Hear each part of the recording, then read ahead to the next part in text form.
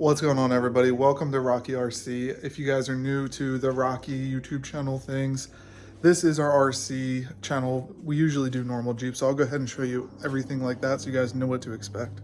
We have my 2008 Wrangler 140s. We're actually going to be making a 1-to-1 replica in the RC for this Jeep, and then we have both of my Grand Cherokees. We're going to be trying to do a 1-to-1 replica of the blue one as well. But this video is going to be focused on the SCX10.3.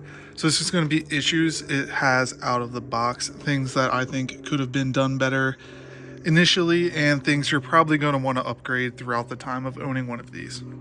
So as you can see, I have a brand new one. This one has been driven around and messed up a little bit, but this is 100% stock. Then we have my built one, which is not an insane build. We just kind of modified it a little bit and replaced a lot of parts that will break throughout owning one of these. So I'm going to go ahead, pop off the body on this one and show you guys the first thing that will most likely fail on your car. So this servo right here is the dig function servo. I have mine disconnected, but essentially what it does is it moves this little lever back and forth to engage and disengage the dig. Now that issue is the servo is complete junk. So that thing will burn out very, very fast. And if you have one, make sure you set the endpoints. Even if you have the ready to run kit, still make sure your endpoints are set on that or you'll burn it up using it once or twice. I've actually had them both go out on both of these, which I've only had for probably 2 months now, both of these. And this one's probably been driven 3 times.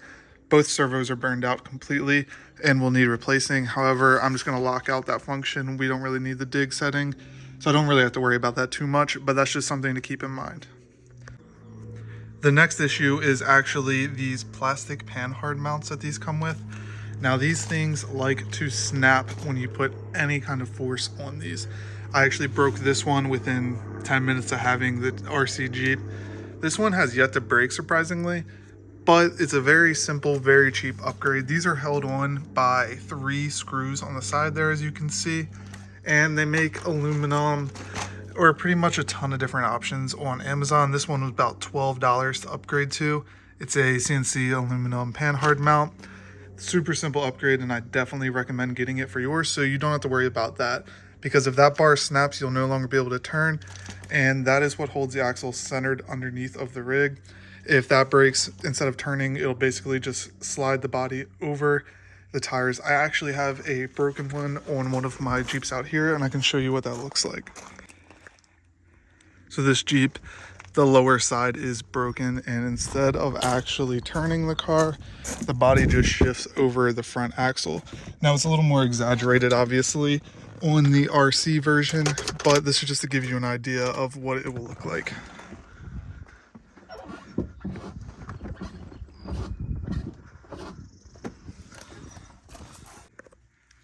So that's another thing that I would just look into upgrading. The next thing is the factory shocks. Now they do hold up pretty well, but if you take a look at this one from the front, you can tell it doesn't really sit right. So for some reason, both of the passenger side shocks no longer have any rebound. If you push them down, they just stay down. They don't move anymore. They don't push the Jeep back up. If you pull it up manually, it'll sit up a little bit, but then as soon as you push it down, it just stays down. So you're going to want to go ahead and consider getting new shocks for these.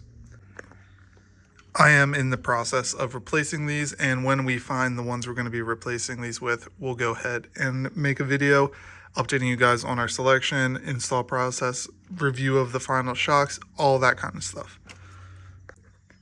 Now, honestly, those are the main 3 things that I have noticed so far. I've seen some other people online complain about some other parts, but those seem to be the 3 most common failures on these ready-to-run kits and things that I would definitely look into picking up replacements or upgrades for as soon as you get it. That way you have them on hand and your rig does not have to be down for very long.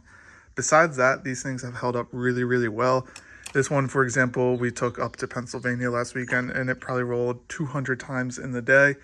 Super, super strong besides the parts that we originally broke and have upgraded since then. Now we will be doing a full series on building this one specifically, modifying this one. This one will be turned into a 1-of-1 replica of my actual Jeep Wrangler. I've already picked up the clear body, I've started painting it and everything like that. So you guys will see a ton of videos on that in the future. If you guys have enjoyed this video, make sure you guys go ahead and hit that subscribe button, like this video, and drop a comment of some content you guys would like to see in the future. We should be having pretty frequent uploads from here on out. We have a ton of stuff to do to these little builds and to get them to turn into replicas of our real life builds, which would be really cool to see once they're all said and done. Also have a ton of cool things planned to do with these. So as always, guys, thank you so much for watching, and I'll see you in the next one.